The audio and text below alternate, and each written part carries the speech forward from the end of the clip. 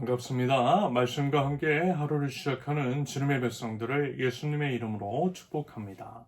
2025년 3월 6일 목요일 오늘 주신 말씀은 누가복음 9장 18절에서 27절까지입니다. 예수께서 혼자 기도하고 계실 때에 제자들이 그와 함께 있었다. 예수께서 제자들에게 물으셨다. 사람들이 나를 누구라고 하느냐?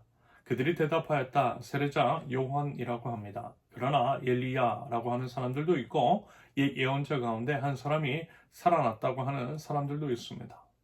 예수께서 그들에게 물으셨다. 그러면 너희는 나를 누구라고 하느냐? 베드로가 대답하였다. 하나님의 그리스도이십니다. 그런데 예수께서는 그들에게 엄중히 경고하셔서 이것을 아무에게도 말하지 말라고 명하시고 말씀하셨다.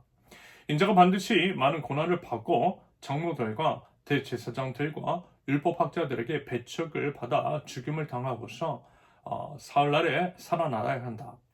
그리고 예수께서 모든 사람에게 말씀하셨다.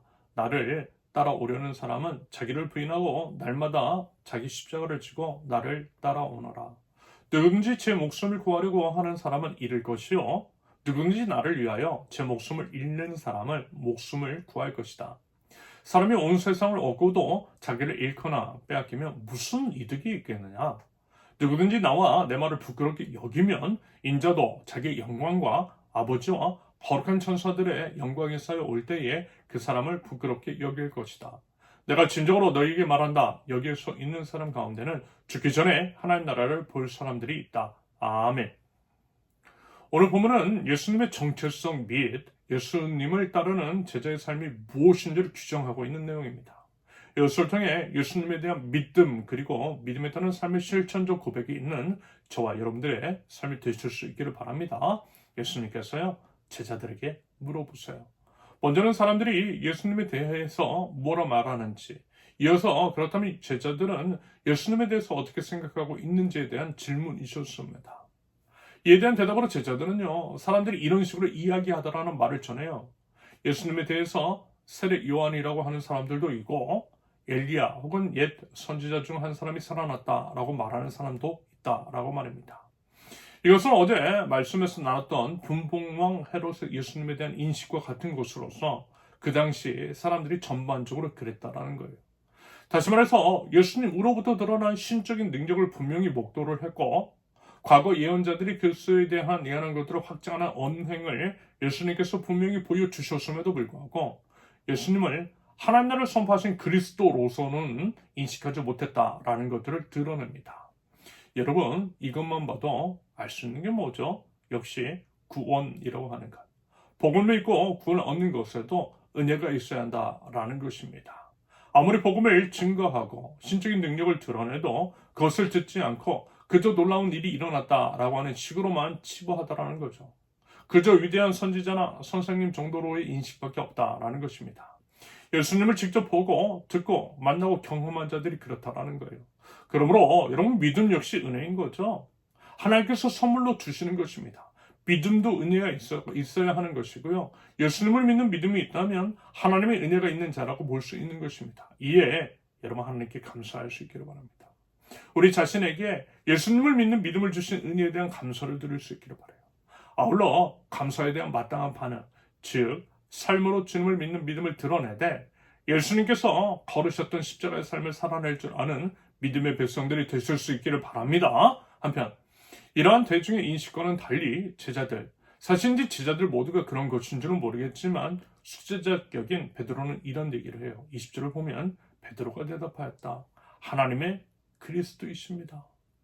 베드로는요 예수님에 대한 정확한 인식을 가지고 있었어요.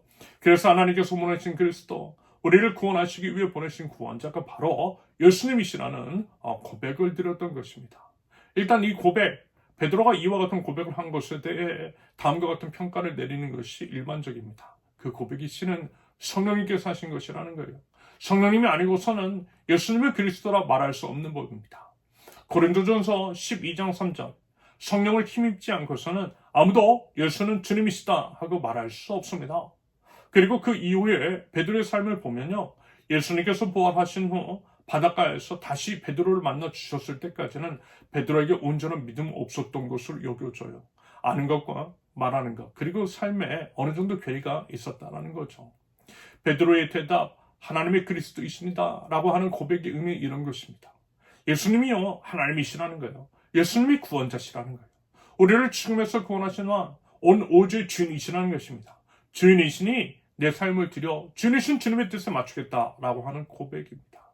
이 내용을요 좀 더 확장을 해서 적용시켜 보면요, 비록 로마 제국에 의해서 식민 지배를 받고 있는 상황 속에서 세상의 황제가 왕이라고 하고 만몬이 신이 된 세상 속에서 돈이 주인이 되어 버렸지만 그게 아니라는 거예요. 오직 주님께서 진정한 주인이시라는 것을 천명하고 있는 것입니다. 그렇다면 여러분, 우리는 과연 예수님을 어떻게 인식하고 있습니까? 우리의 말과 삶의 고백을 들여다볼 때 예수님을 어떤 분으로 모시고 있었어요? 드디어 베드로의 고백처럼 하나님의 그리스도이심을 온 우주의 주인으로서 우리 예수님을 모실 수 있기를 바랍니다. 그리고 이러한 인식은 예수님의 제자로서의 삶, 다시 말해서 어떻게 살아야 할 것인가에 대한 물음과 답으로 이어질 것 같아요. 말하자면 그에 대한 언급이 이어지는 말씀인 거죠. 그것을 이제 한마디로 표현하면 뭐겠어요? 바로 이것입니다. 십자가의 삶. 십자가의 삶인 거예요. 자기를 부인하고 날마다 자기 이제 십자가를 지고 예수님을 따르는 삶. 나는 죽고 오직 그리스도만. 주님이 주인이시니 주님 말씀하시면 나아가고 주님께서 멈추라고 하시면 멈춰서는 삶. 이것이 신자가 믿는 자의 삶이요 삶으로 증명되는 믿음이며, 이런 믿음을 통해서 구원에 이르게 되는 것입니다. 그러면서 이제 십자가의 의미에 대해서 잠시 나눠보면 이래요. 십자가는 무엇이고 날마다 십자가를 짊어지고 살아간다라고 하는 말의 의미, 이건 사실 우리가 늘 들어왔던 것이고요, 방금 전에도 말씀을 드렸던 것입니다. 여러분, 십자가는요 죽음입니다. 십자가는 본디 예수님 당시에 사용됐던 사형 형틀이잖아요. 예수님도 사형을 언도받고 십자가 위에서 죽으셨어요. 당연히 예수님은 죄가 없으시지만 우리 죄를 대신해서 죽으신 것입니다. 이처럼 십자가는 죽음을 상징해요. 십자가를 진다라고 하는 것은 바로 그 의미입니다. 내가 죽는 거요. 나도 예수님처럼 십자가 위에서 죽는 것처럼 여기는 것입니다. 비록 살아있지만 마치 죽은 것처럼 사는 것. 나의 생각과 나의 계획과 나의 뜻과 나의 욕망과 나의 모든 것들을 죽은 것을 여기고 사는 것입니다. 대신요, 하나님의 생각과 하나님의 계획과 하나님의 뜻, 하나님의 모든 것이 나의 것이 되도록. 그러면서 이제 하나님의 것을 살아내는 것. 이것이 십자가를 짊어지고 예수님을 따르는 삶인 것입니다. 예수님은 이 땅에 사시면서 정확하게 하나님께서 원하시는 삶을 사셨어요. 그것을 통해 하나님 나라의 백성됨이 무엇인지를, 그 모범을 보여주셨어요. 우리가 진정 예수님을 따르는 자라면 우리의 삶이 그래야만 한다는 것입니다. 당연히 쉽지 않죠. 우리의 힘으로 되지 않아요. 그래서 성령님의 도우심이 필요합니다. 기도로서 성령님의 도우심을 구하고 삶 속에서 십자가의 삶을 살아내기 위한 몸부림이 있을 때에 성령님께서 우리를 온전케 해주실 것입니다. 그러면서 이제 중요한 것은 태도입니다. 하나님에 대한 진실한 마음입니다. 진정성 있는 자세입니다. 더불어 우리가 이제 기억해야 할 것은 영원한 하나님 나라를 대망하는 사람으로서 이 땅 위에서의 삶이 한없이 짧다는 것. 영원에 비하면요, 10년이든 100년이든 1000년이든 무에 가깝다라는 거예요. 이 부분에 대한 인식 및 믿음이 필요합니다. 그와 같은 인식과 믿음이 있다면요, 지혜로운 선택이 과연 무엇이겠어요? 당연히 영원한 것을 위한 선택일 것이고요.